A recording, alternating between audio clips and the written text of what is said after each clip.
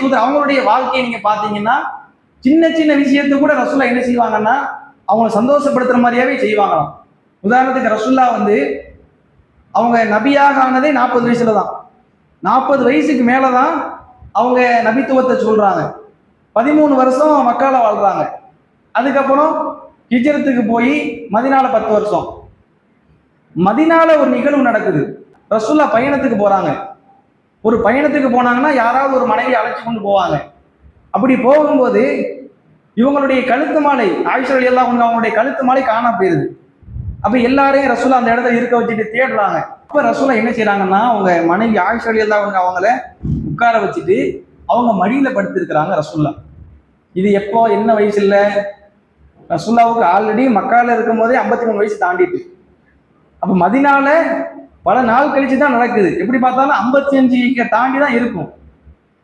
இப்ப என்ன செய்யறாங்கன்னா மனைவியினுடைய மடியில ரசூலா படுத்து தூங்குறாங்க. இப்ப இது மாதிரியான ஒரு நிகழ்வை நாம் இந்த காலத்தை பார்க்க முடியுமா? இப்படி செஞ்சா கூட அது என்ன செய்யும், 40 வயசு ஆயிருச்சு, 50 வயசு ஆயிருச்சு, இன்னுமா இன்னும் என்ன அப்படிலாம் கேட்பாங்க. இதே கணவன் மனைவிக்குள்ள தகாத வார்த்தை, கடைசி வரைக்கும் மௌத்து வரைக்கும் நேசம். உண்மையிலே நீங்க வந்து ஒரு கணவனோ அல்லது மனைவியே மூத்தா போயிருப்பாங்களா இல்லையா, அவங்கள நீங்க உற்று நோக்கினாலே உங்களுக்கு தெரியும். என்னதான் புள்ள பார்த்துக்கிட்டாலும் அல்லது வேற யாரு பார்த்துக்கிட்டாலும் அவங்களுடைய துணை இல்லாத கஷ்டம் அவங்களுக்கு இருந்துகிட்டே இருக்கும். நம்ம மனைவி இல்லாம போயிட்டாங்களே, இவங்க மனைவியோட ஆரம்பத்துல திட்டி சண்டை போட்டு கூட இருந்திருப்பாங்க. ஆனா கடைசி காலம் இருக்கா இல்லையா, நீங்க பெரும்பாலும் நம்ம வீடுகள்ல ரொம்ப முதிய வயதுல உள்ளவங்கன்னா இருப்பாங்க. அவங்களையெல்லாம் பார்த்தீங்கன்னா என் மனைவி இருந்தா இப்படி செஞ்சிருக்க மாட்டாங்க, என் கணவன் இருந்தா இப்படி செஞ்சிருக்க மாட்டாங்க அப்படின்னு ஏக்கப்படுவாங்க. அவங்க இருக்கும்போது சண்டை கூட பிடிச்சிருந்துக்கலாம், ஆனா கடைசி நேரத்துல அவங்களுக்கு இந்த எண்ணம் கண்டிப்பாக வரும். அப்ப நாம என்ன செய்யக்கூடாதுன்னா காதலுக்கு வயசெல்லாம் பார்க்க கூடாது. மார்க்கம் சொல்ற அடிப்படையில் உள்ள காதலுக்கு கடைசி வரைக்கும் மௌத்து வரைக்கும். ரசூலா மூத்தா போனது எப்படி சொல்லுங்க, அவங்களுடைய மனைவியினுடைய மார்பில் சாஞ்சி கொண்டே மூத்தானாங்க. எத்தனை பேருக்கு இந்த பாக்கியம் கிடைக்கும்? ஆயிஷா ரலியல்லாஹு அவங்களுடைய மேனியில அப்படியே சாஞ்சிக்கிட்டே மூத்தா போறாங்க படுத்துக்கிட்டே. அப்போ கடைசி வரைக்கும் அவங்க அந்த அன்புலயே இருந்திருக்கிறாங்க. நாமெல்லாம் இதை என்ன செய்வோம், அதுவும் இன்னைக்குள்ள காலத்துல இதெல்லாம் கிரிஞ்சின்னு சொல்லுவாங்க, இதெல்லாம் சின்ன பிள்ளைத்தனம், இப்போமா இப்படி அப்படிலாம் நினைப்பாங்க. ஆனா ஒரு இஸ்லாமிய அப்படி இருக்கக்கூடாது. கடைசி வரைக்கும் நேசம் அன்பு பாசத்தோடு நாம என்ன செய்யணும், காலத்தை கழிக்க வேண்டும். அதுதான் நமக்கு மார்க்கம் சொல்லக்கூடிய வழி. இன்னும் நிறைய பார்க்கலாம். ஆயிஷா ரலியல்லாஹு அன்ஹா அவங்க ஒரு சாப்பாடு எடுத்து சாப்பிட்றாங்க அப்படின்னா ரசூலா என்ன செய்வாங்கன்னா இவங்க எங்க வாய் வச்சு கடிச்சிருக்கிறாங்களோ அதே இடத்துல வாய் வச்சு ரசூலா கடிப்பாங்களாம், கடிச்சு சாப்பிடுவாங்களாம்.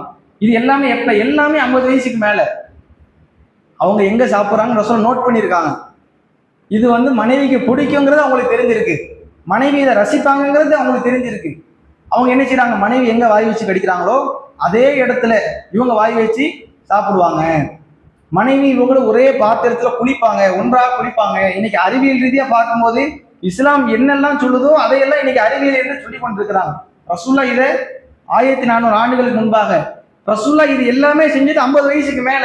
நாம எல்லாம் இதெல்லாம் இளமை பருவத்திலே நினைச்சிடக்கூடாது, சின்ன பிள்ளைங்க செய்யற வேலைகள் அப்படி நாம நினைச்சிடக்கூடாது. இது கணவன் மனைவி செய்ய வேண்டிய வேலை. அது மாதிரி ஒவ்வொன்றையும் நாம பார்க்கும்போது ஆச்சரியமா இருக்கும்.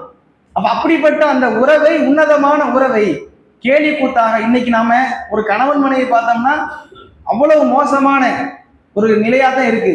கணவனுக்கு செய்ய வேண்டிய கடமைகள் உரிமைகள் என்னன்னு தெரியல, அவ்வளவு ஒரு பாவமான ஒரு காரியத்துலதான் 2 பேரும் ஈடுபடுறத பார்க்கிறோம். அப்ப இதையெல்லாம் நாம புரிந்து கொண்டு என்ன செய்யணும், மனைவியை திருப்திப்படுத்தக்கூடிய விஷயங்கள். நாம ஒரு பெரிய விஷயம் செஞ்சிருப்போம், அவங்க அதுக்கெல்லாம் ரியாக்ட் பண்ண மாட்டாங்க. ஒரு சின்னோன்னு விஷயம் செய்வோம், சாதாரணமா இருக்கும், அது அவங்களுக்கு ரொம்ப பிடிச்சிருக்கும். அப்ப அது மாதிரியான காரியங்களையே நம்ம என்ன செய்யணும். இப்ப நம்ம ஊர்ல உள்ள பிரச்சனை என்ன தெரியுமா, அதிகமா எல்லாரும் வெளிநாடுகளுக்கு போறது. வெளிநாட்டுக்கு போய் என்ன செஞ்சிருவாங்க, இருந்துருவாங்க. அவங்க வெளிநாட்டுக்கு போறவங்க 2 வருஷம் 1 வருஷம் கழிச்சு வர்றாங்க.